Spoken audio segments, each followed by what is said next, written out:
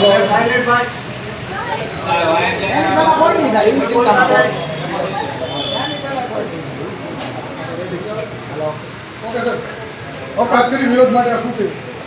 ભાવનગર ખાતે આમ આદમી પાર્ટી દ્વારા વિરોધ પ્રદર્શન કર્યું છે।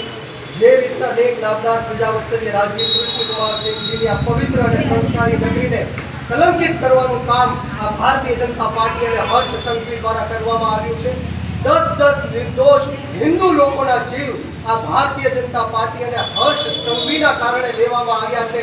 આ લઠ્ઠાકાંડ છે પહેલી વાર નહીં, પરંતુ આના પહેલા બરવાળા ખાતે પણ લઠ્ઠાકાંડ થયો અને 39 જેટલા યુવાનોએ પોતાના જીવ ગુમાવ્યા છે। ત્યારે આજે ભાવનગરની અંદર 10 કરતા પણ વધારે નિર્દોષ હિન્દુ યુવાનો જે ઝેરી અને કેમિકલ વાળો દારૂ પીને પોતાને મૃત્યુને ઘાટ ઉતાર્યા છે, એના વિરોધમાં આજે વિરોધ પ્રદર્શન સમગ્ર ગુજરાતની અંદર આમ આદમી પાર્ટી કરવા જઈ રહી છે। ત્યારે અમારી સ્પષ્ટ માંગ છે કે હર્ષ સંઘવી જે ગુજરાતના ગૃહમંત્રી છે એમને તાત્કાલિક ધોરણે રાજીનામું આપી દેવું જોઈએ, કારણ કે આ રક્ષાબંધન આવી રહી છે, અનેક બહેનોના ભાઈઓએ ગુમાવ્યા છે।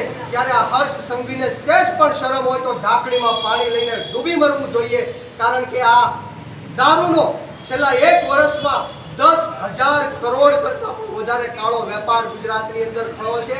અને દેશી દારૂ નહીં, ઇંગ્લિશ દારૂ નહીં, પરંતુ ડ્રગ્સના અડ્ડાઓ પણ ખૂણે ખાચરે ગુજરાતની અંદર ધમધમી રહ્યા છે। ત્યારે હર્ષ સંઘવી મોટી ફાકા ફોજદારીની વાતો કરે છે, રીલો બનાવે છે કે અમે કોઈ પણ ચમરબંધીને છોડવામાં નહીં આવે। જે લોકો દારૂ પીવે એને 5 વર્ષની સજા હોય છે, જે લોકો દારૂ વેચે એને 10 વર્ષની સજા હોય છે, અને જે લોકો દારૂ બનાવે એને 15 વર્ષની સજા હોય છે।